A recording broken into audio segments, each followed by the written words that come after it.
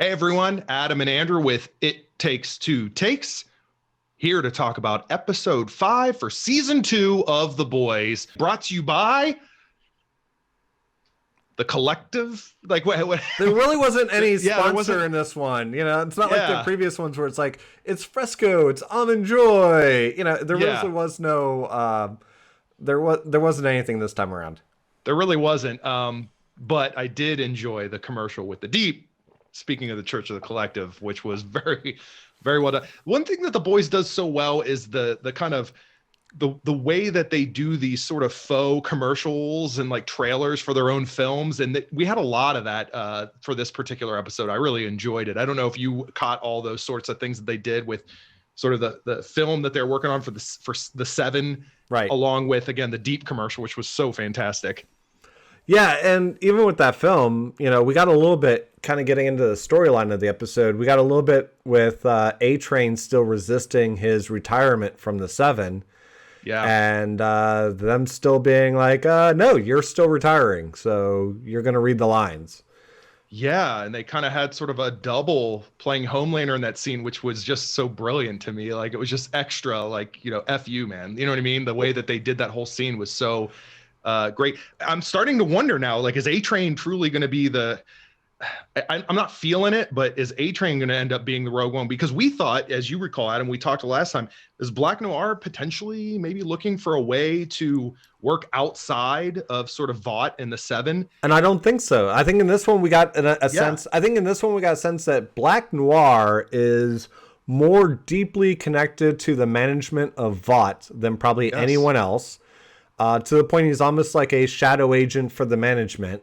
But we've got A-Train who wants to be in the Seven but is being pushed out. We've got Badeep who wants to be in the Seven but can't seem to quite get there.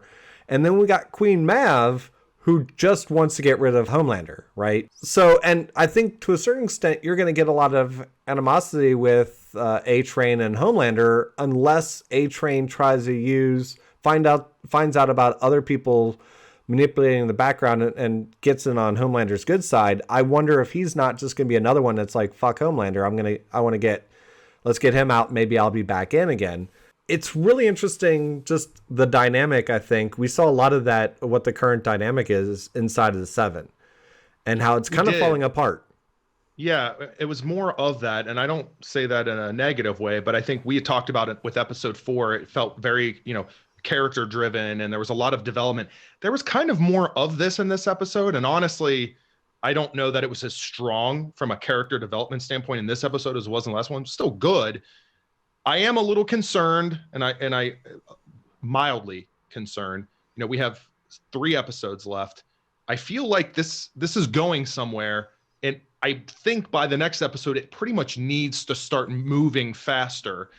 I'm enjoying these episodes, but I think the knowledge that there are 3 episodes left, I can't get past. I don't know about you. And I think here's what ended up happening, right? Is we get the first 3 episodes, which start off really high, right? And then, they go up really high. Well, in order to make those last 3 episodes, which will probably be on a high, feel like a high, they had to go low. So what we get is these middle 2 episodes that kind of go low, directly into plot driven, and it lulls a little bit, so, it doesn't feel as quick paced or anything like that. You're getting more in depth in the characters. You're getting more backstory. But that then sets up that when you go back up and get into that high again, it's going to feel like a high, right? Trilogy movies are the same way, right? You start off with this really big high of setting up the story and the great events. And then your middle story kind of has everything go downhill and the shit hits the fan. And maybe the heroes are in a bad way for it to go back up for the conclusion. So I think that's what we've got right now with these middle 2 episodes is we're in the valley of the adrenaline rush. And they certainly teased things going downhill very rapidly. I will say that moment where Homelander fantasized about laser eyeing that entire crowd was such a spectacle. And there was a moment where I almost stood up out of my seat when that happened. Like, oh my God, it was just this hatred yet complete, like, yes. And then I was like, no, it didn't really happen. As soon as it was happening, I'm like, this can't be real. Tell me this can't be real. Effective, though, because it reminded us as viewers what happens when Homelander doesn't care anymore? And by doesn't care, what I mean is, I feel like the one thing that's kind of kept the guy in check has been the fact that he cares sort of his perception. Image. Yeah, his image. Yeah. I feel like that's eroding, and I feel like Stormfront's going to be able to play into that too. So that's what you would get if that wasn't there. I would think, very potentially, right? Depending on the circumstances. So it was effective in that regard. It was a really cool little scene and sort of fantasy moment. I'll tell you, the scene I reacted to probably the most verbally was when Kimiko rips off that dude's face. Like, she goes in that building and she just grabs the guy's face on one side, just like completely rips it off. I'm like, holy shit. Right. Yes, that was. I'm so used to like necks being broken or someone being shot. None of that stuff phases me. Even a head being cut off or pulled off or whatever, not as much phasing as I just ripped the guy's face just clean off. I'm like, fuck.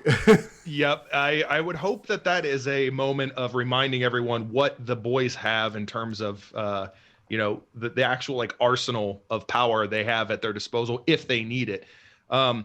Quickly, I wanted to mention, because you had talked about Black Noir, like Shadow Agent, using that term loosely, because let's be honest, him sitting on that roof for half the episode in broad daylight was, I hope, intentional, because it was ridiculous. He did not look very camouflaged at that moment. No, he did not. And I didn't know how that showdown was going to happen. It was effective. I don't think it's the true showdown. I think it was a little teaser. Obviously, he got away unscathed for the most part. But I thought that was a really interesting scene. It was kind of cool to see Billy with his family. He got to reunite with Terror, his dog, which is, for anyone that's read the comics, like, he's a big part of Billy's identity. And I know that there was the showrunners had some concerns about trying to manage animals throughout the show. That's why they delayed it so long. So fans of the comics will be happy to see that happening. And we got to see a little bit more of that. But the Black Noir showdown, I don't think we truly have had it yet, in my opinion. No, I don't think so either. And to a certain extent, a lot of the characters, they've been very upfront on what their powers are. And to a certain extent, Black Noir, they haven't, right? Like, we see him get injured, we see him take hits and just keep on going. Mm-hmm. But since he's always wearing the suit, we don't know whether or not he just deals with it and he doesn't feel it. Does he have a rejuvenating property to him? And we just don't see it because he's always got a new clean suit on. They really never dive into that a whole lot, right? And it was interesting to see that. And I was wondering last week whether or not he was maybe looking for Butcher for a different reason. But now we know he was there to kill Butcher. Right. But Butcher, knowing where his ex is, kind of gave him leverage, right? Where the ex was his wife was able to, use the kid and herself as protection for Billy and, against Homelander. Now Billy was able to use her and, her son as protection against himself also.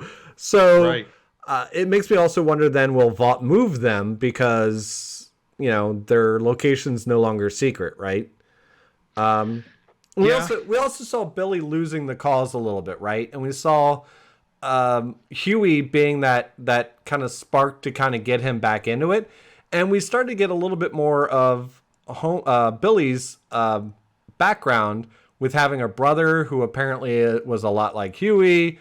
And we got a little bit more of his psychology. And we did get a little bit more of the Huey and Billy sort of moment. I feel like it was an episode really designed to bring them together and understand their eventual, the rebuilding the camaraderie and, the overall connection they have. That's sort of a foundation of what makes this group of the boys so strong. So it was certainly useful in that regard when we talk about character development for this episode. One thing, and are we ready for sort of the climactic topic here? Because I feel like it's got to be the concluding scene that we saw between Stormfront and Homelander. Are we there yet, or are we not? I think we are. Yeah, Stormfront, him lasering her tits and her liking it, and it not going through her. He was able to laser her, and which is unlike kind the of crowd. Unlike the crowd, a way of showing how powerful she is, right? Right. The fact that she enjoyed that. Well, she's got obviously a little bit of a sadist, type of personality. A little bit of a sadist. Those eyes in a fantasy world just melted an entire crowd, and then she's just like, hit me in the chest. That's fine. Yeah, hit me. You know what I mean? Like, give me a laser pearl necklace. Let's go. And it was just no big deal. And it turned her on. It turned Homelander on, and next thing you know, they're screwing in the air. You know, which was a really cool scene, honestly, like in so many ways, because people were wondering, like, when's the fight between Stormfront and Homelander, and when are they going to bang? And then you just had it all at once. Well, and leading up to this, we see now instead they're going to be an alliance where I think Stormfront is going to be manipulating Homelander. We saw that a little bit last week when we talked about it, and we see that a little bit more this week where he comes to her for help to fix his image because he tries to fix his image and just makes it worse, right? Exactly. So yeah, I what's going to happen in the next 3 episodes will be really interesting because those two are set up to be poised together. Mav and the Deep are going to be, and Starlight are all against Homelander at this point. And A-Train, who knows right now what side A-Train's kind on. Of spineless. I mean, he succumbs to his addictions, but he also is somebody that I feel like if he knows that he's gonna go with the winning team, I feel like, but I'm not saying you want him on your team necessarily, but if you can utilize him, do it. I could see him easily moving to the other side. We'll see.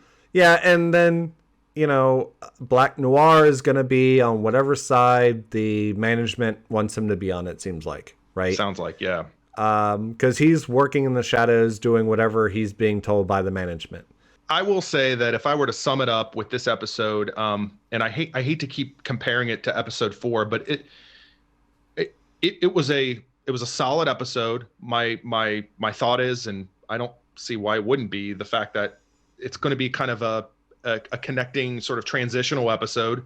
I don't know that it'll ever be a standalone, top episode of The Boys by any means. There was more character development. The stronger being episode 4 in that department. Yeah, I feel like that will go down as the stronger character development episode of season 2. Yeah, this played out like a continuation in that regard. Yeah, this felt like it was more like a continuation. Let's a little bit of an extension, right? And I think there are a few things we'll look back and go, oh, that was important. But I don't know that it'll ever be a very, it's not going to be a tentpole episode by any means. So I'm looking forward to what I expect to be a bit of a ramp up from here on out. And hey, look, thank God The Boys are here right now. I really am just glad that this is happening. And I love the weekly format as much as people, again, are review bombing the show. Just be thankful for what we have in front of us right now. Be thankful that you have weeks to watch The Boys still ahead of you. Well, and I think this is why Amazon did it, right? If you release them all in 1 week, we would have talked about this the weekend after it aired. Right. And we wouldn't have talked about it again until next year. Right. Whereas now you have a reason to talk about it every week. It's part of the conversation for weeks. Right. So yeah, my final thought on the episode was it wasn't a bad episode. Wasn't anything super exciting. It had some great moments, some great character development and backstory. But yeah, at this point, I feel like it was just trying to get us how far down into a lull we can get. So when the shit hits the fan, it's gonna feel like it really hit the fan. So I'm looking forward to seeing what happens next week because I think that's where we're going to ramp back up. Mm-hmm. And I can't wait to see how the last 3 episodes of this season turns out. If you like this video, go ahead and leave us a comment if you've got any further thoughts on this episode you want to share. And, if you like the video, go ahead and hit that like button, subscribe to our channel, hit the bell for notification, all that normal stuff. Outside of that, we'll see you next week for another review video of The Boys. Thanks for watching.